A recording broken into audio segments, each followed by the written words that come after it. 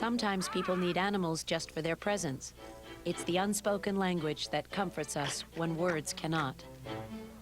We also communicate just by looks. It's funny, at this point in our lives, I can give him a certain look, and he knows what to do. Like many people, I live by myself, and there's nobody to talk to but the cats. And sometimes it's an unspoken language that's going on.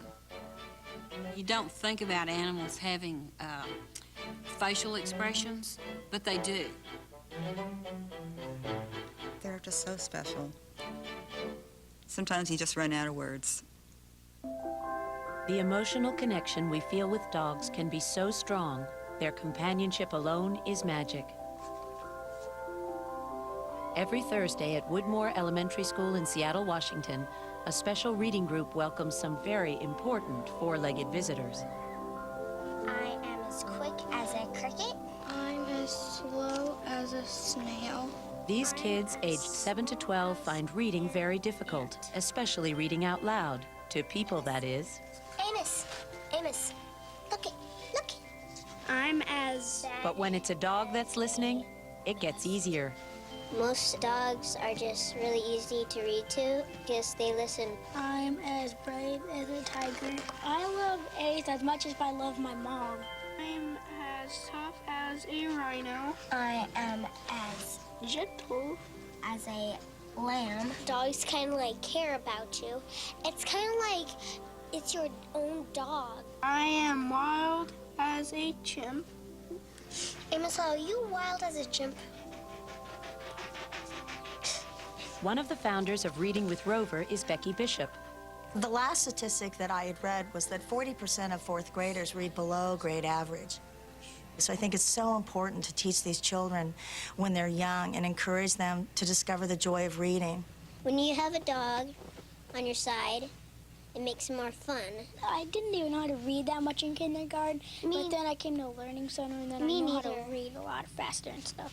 Some words you get stuck on, but when you look at the dogs, you get to know it like that. I am brave as a tiger. I'm weak as a kitten. Amos, do you like kittens? Do you like to chase them? There are plenty of theories about why the dogs help the children read, but it doesn't really matter. Becky and the kids just know it works. I've seen kids who stutter stop stuttering when they read to dogs. I've seen kids who can't pronounce simple three-letter words be able to pronounce 3, 4, and 6-letter words. I've seen kids who just are so extraordinarily shy that they're just whispering, barely whispering as they read out loud. And I've seen as just week after week progress, they're just confident readers where even their classmates can hear them read. I'm quiet as a clam. Are you quiet as a clam? A child can feel totally relaxed when they have a loving relationship with a dog.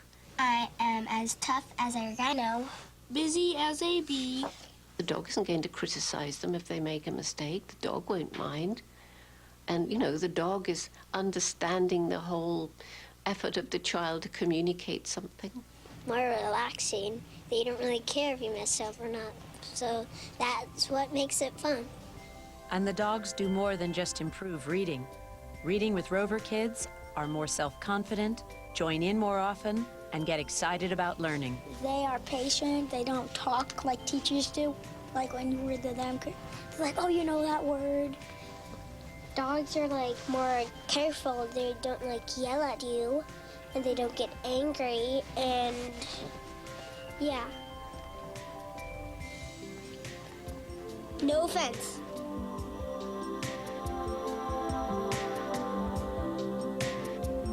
It works because dogs have such a calming influence, and it just causes their blood pressure to lower. That's a medical fact. And it just gives them a joy for reading. I'm happy as a lark. Are you happy now? Are you happy?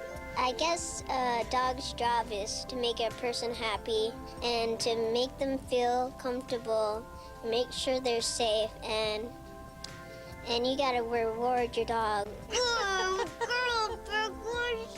They should always get reward because what they do for us. Oh yes, Burgers. You like stories. Wasn't that good, Boomer? You like it? I think the children expressed it best that I used to not like to read, and now I like to read. And the only thing that changed is they're reading to a dog.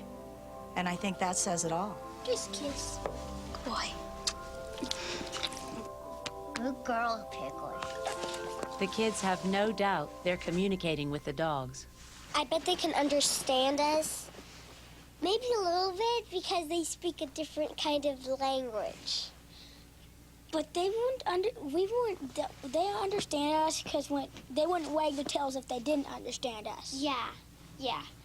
If, like, they didn't understand us, they wouldn't, like, do anything.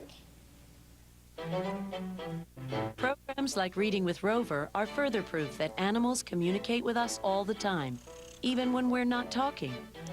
As companions, they are exceptional at picking up on our moods and needs. One time when I was very, very ill, he knew, and he came up to me, and he was silent, and he slept right by my side and wouldn't leave my side. If you're not feeling well, let's say, they'll sense that, and you'll have them all on top of you. I mean, all on top of you. She'll drape a wing around me. She'll nuzzle under my chin. She probably will lick my face, and she's telling me, I understand your mood. I understand that you need some support, some love here. I have personally fallen off the ladder in the loft of the barn and had my wind knocked out of me and had Pig stay with me until I could get up.